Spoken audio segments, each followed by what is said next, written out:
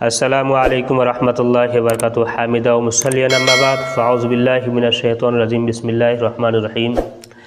میرے محترم عزیز ساتھیوں، آج میں یہ کہنا چاہتا ہوں کہ نئے عیسوی سال کا جشن منانا کیسا ہے اور ہم کیوں مناتے ہیں، یہ کس کا طریقہ ہے، کس کا نقالی ہے، ان ساری چیزوں کے بارے میں آپ لوگوں کو آج پوری بستار سے بتانا چاہتا ہوں کہ اصل حقیقت کیا ہے۔ دیکھیے میرے محترم ساتھیوں، دسمبر کا مہینہ ختم ہونے کے قریب ہے، اس کے اختتام کے ساتھ ہی عیسوی سال مکمل ہو جاتا ہے اور نئے سال کا آغاز ہو جاتا ہے۔ ایک سال کا مکمل ہونا اور دوسرے کا آغاز اس بات کا کھلا پیغام ہے کہ ہماری زندگی سے ایک سال کم ہو گیا اور ہم اپنی زندگی کے اور قریب ہو گئے، لہذا ہماری زندگی کی فکر اور اپنی ذمہ داری اور بھی بڑھ جاتی ہے اور ہمیں زیادہ سنجیدگی کے ساتھ اپنی زندگی اور اپنے وقت کو منظم کر کے اور اچھے اختتام کی کوشش میں لگ جانا چاہیے۔ ہمیں اپنا محاسبہ کر کے کمزوریوں کو دور کرنے اور اچھائیوں کو آگے بڑھانے کی ضرورت ہے۔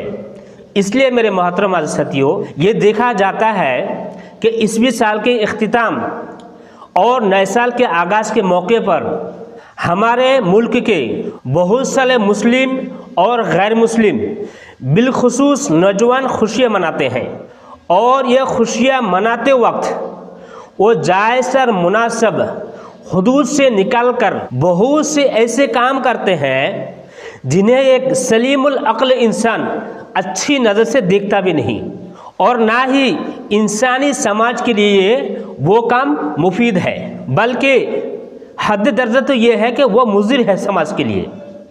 مثال کے طور پر 31 دسمبر اور 1 جنوری کے بیچ کی شب میں نئے عیسوی سال کے آغاز خوشی مناتے ہیں۔ یہ خوشی مناتے ہوئے بڑی مقدار میں پٹاخے پھوڑے جاتے ہیں اور آتش بازی کی جاتی ہے، اور اس کام پر بے تحاشا پیسہ خرچ کیا جاتا ہے، گویا ہم اپنی پیسے اور محنت کی کمائی نظر آتش کرتے ہیں، اور اس کا ایک بڑا نقصان یہ بھی ہوتا ہے کہ اس سے فضا میں آلودگی ہوتی ہے اور لوگ آلودہ ہوئے ہوا میں سانس لیتے ہیں، جس سے طرح طرح کی بیماریاں پھیلتی ہیں۔ بہت سارے ایسے لوگ ہیں جو ان آلودگی ہوا میں سانس لینے کی وجہ سے ان کی بیماریاں اور بھی بڑھ جاتی ہیں، اور بہت سارے ضعیفوں اور بیماریوں کے لیے پٹاخے کی آواز دل دہلا دینے والی ہوتی ہے اور بڑی مشقتوں سے وہ دوچار ہوتے ہیں۔ اور سب سے بڑی افسوس کی بات تو یہ ہے کہ بہت سارے نوجوان اس رات میں خوشیاں مناتے ہوئے شراب و کباب کا جم کر استعمال کرتے ہیں۔ حقیقت یہ ہے کہ یہ تمام کام اور انگریزی سال کی آمد پر ہمارے ہندوستان جیسے مشرقی اور مہذب ملک میں اس انداز میں جشن منانا انگریز کی آندھی تقلید کے سوا اور کچھ نہیں ہے۔ انگریز جنہوں نے ایک عرصہ تک ہمیں سیاسی غلام بنا کر رکھا ہے اور ہم پر ظلم و ستم کے پہاڑ توڑے اور ہمارے ملک کے قیمتی خزانے لوٹ کر لے گئے، ان کو ملک سے بے دخل کرنے کے لیے ہمارے بزرگوں نے قربانیاں دی اور مشقتیں برداشت کیے۔ بالآخر ان کو ملک سے بھگانے میں ہمارے بزرگوں کامیاب ہوئے، سبحان اللہ۔ لیکن افسوس میرے دوستو، ہم ان کی سیاسی غلام سے تو آزاد ہوئے، مگر ان کی ذہنی غلامیوں سے بری طرح ہم پھنس چکے ہیں، بری طرح جکڑے ہیں۔ ہمارے اپنی مذہبی اور قومی سال کب شروع ہوتا ہے، کب ختم ہوتا ہے، اس کا ہمیں علم نہیں ہے، لیکن انگریزوں کے مذہبی سال کا آغاز اور اختتام کے بارے میں ہمیں خوب معلوم ہوتا ہے۔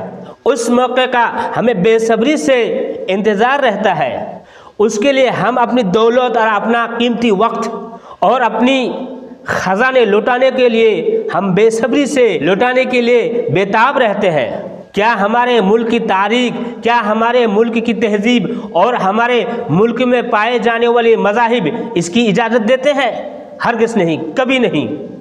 کیا ہمیں نہیں معلوم کہ آج بھی ہمارے ملک کا ایک بڑا حصہ خط افلاس سے نیچے زندگی گزر رہا ہے اور اس کے بال بچوں کو 2 وقت کی روٹی بھی آسانی سے میسر نہیں ہوتی؟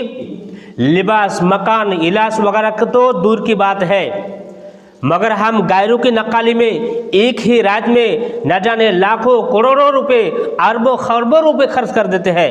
نعوذ باللہ من۔ ہمیں ہوش آنا چاہیے اور اپنے ملک، اپنی تہذیب اور اپنے مذہب کے تئیں وفادار ہونا چاہیے۔ میرے محترم ساتھیوں، ذہنی غلامی ایک ایسا مرض ہے جو ملک کے لیے ناسور کی حیثیت رکھتا ہے۔ کاش کے تہذیب اور فرنگ کے نقال اور ترجمان کو اس حقیقت کو سمجھتے، کاش کہ ہم اس حقیقت کو سمجھتے۔